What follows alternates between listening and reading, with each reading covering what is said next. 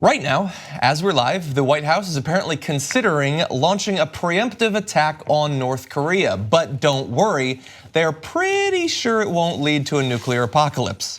And that is basically the rhetoric that they are using to defend this plan. The attack has been dubbed the bloody nose strategy. React to some nuclear or missile test with a targeted strike against a North Korean facility to bloody Pyongyang's nose and illustrate the high price the regime could pay for its behavior. Unfortunately, that could then be followed by evidence of the high price we could all pay for the White House's behavior. But let's wait a little bit for that. Both the Daily Telegraph and the Wall Street Journal have reported on the divided White House, with both publications portraying Secretary of State Rex Tillerson and Secretary of Defense Jim Mattis as trying to caution President Donald Trump against the strike, while National Security Advisor H.R. McMaster is advocating for it. So they want to use the pretext of some sort of test or something like that to attack North Korea.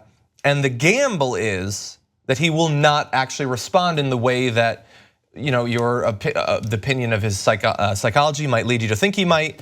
Certainly the statements from the North Korean regime imply that any sort of attack will be interpreted as the beginning of all-out war, and that could have tragic consequences. Let's go over some numbers really fast. This is last November, the Congressional Research Service looked into how conflict with North Korea could actually play out in the first few days. And they said that given population densities on the peninsula, military conflict could affect upwards of 25 million people on either side of the border, including at least 100,000 US citizens. And even if North Korea uses only its conventional munitions, meaning they do not choose to fire a nuclear missile, estimates range from between 30,000 and 300,000 dead in the first days of fighting, citing North Korea's ability to fire 10,000 rounds per minute, a reference to something I've brought up multiple times over the past few years, which is that not too far from the border, the mountains in North Korea are littered with North Korean artillery. In many cases, areas have been dug out of the mountains, making it extremely hard to actually take out this artillery. And so you don't need any missiles, you don't need any nukes. They can rain hell on Seoul and kill hundreds of thousands of people in a very short period of time. They also predict, the Congressional Research Service, that could eventually bring China, Russia, Japan into the mix as well, which would have huge additional numbers of casualties potentially. That's if there's no nuclear response. Now they are saying they will respond with nuclear weapons. Yeah, I'm trying to understand what this would accomplish. And I know that in Trump's mind, he thinks this will scare North Korea off. It'll, escalate the situation somehow because they'll be so afraid of our, nuclear capability or our military capabilities at least.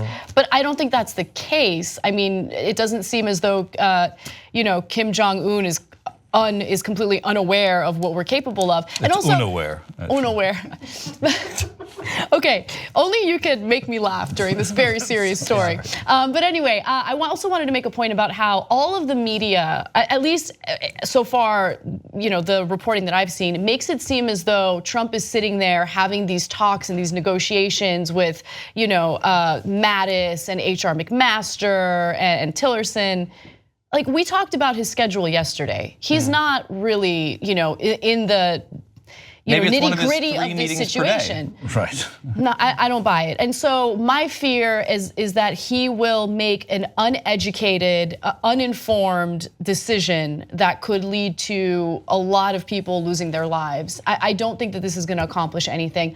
And one of the commentators that I read, one of the political pundits that I read said, well, it would really harm Kim Jong-un's standing in the international world. What would harm his international standing? How could you harm that?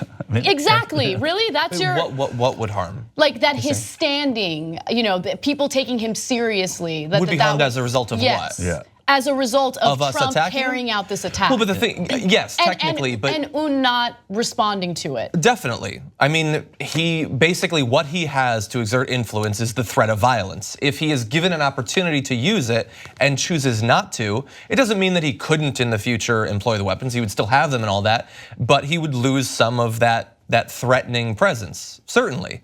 Now, of course, if he chooses to respond to it and it does lead to all-out war, he will likely die along with probably most of the people in North Korea, I would imagine. The timing of all this is strange. Well, it's not strange actually, because this is what happens when they write a book. You know, this is the kind of distraction that a president does, and presidents and administrations have done to keep your mind off of what's happening. You're right, and that's what I meant when I said strange. Like, you know, you should be paying attention to when these types of news stories are coming out, because I think the book is one component of it. And remember, this is happening while North Korea and South Korea are finally, you know, talking and negotiating with one another. You know, later in the show, we'll talk about how North Korea is actually going to send some of its athletes to South Korea for the Winter Olympics. And all of a sudden, boom, Trump comes out with this. So it isn't an accident. And the countries that were mentioned, John, Russia, China, they didn't mention Japan. They didn't mention South Korea. And South Korea has the most to lose here, because that is where the first direct response would come. China. Well, I think the implied idea is that South Korea is involved in any conflict. They were saying that in addition, China, Russia, and Japan could be brought in. Obviously, South Korea is going to be a part of it. And we don't even have, you know, we point this out all the time, we don't have an ambassador to South Korea. We don't have anybody who could call up and get on the State Department phone and tell Rex Tillerson, you know, I know you're not pushing for this, but you have to stop this, because this is what's going to happen in that case. It's not that we have nobody there, but we are woefully undermanned and underwomaned out there in the State Department, and that is a big, big problem.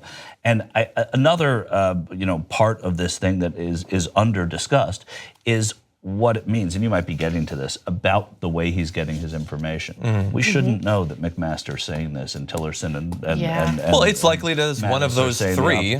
It is, but the fact that we're privy to McMaster's pushing for it, the other two aren't, to show a divided White House.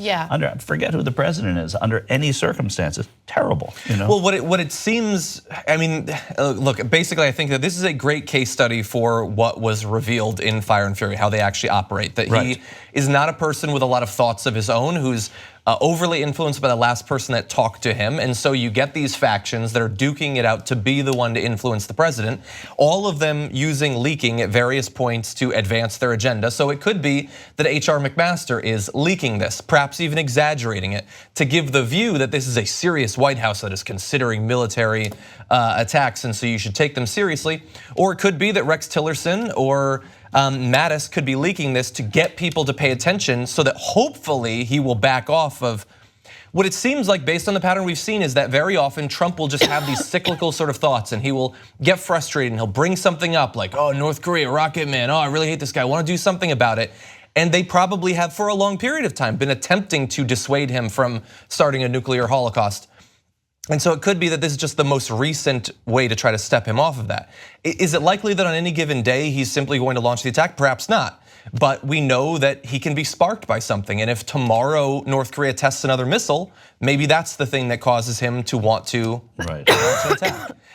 It is entirely possible that it's just a distraction. And it might be that we spend too much time talking about it. It's a topic we come back to every few weeks.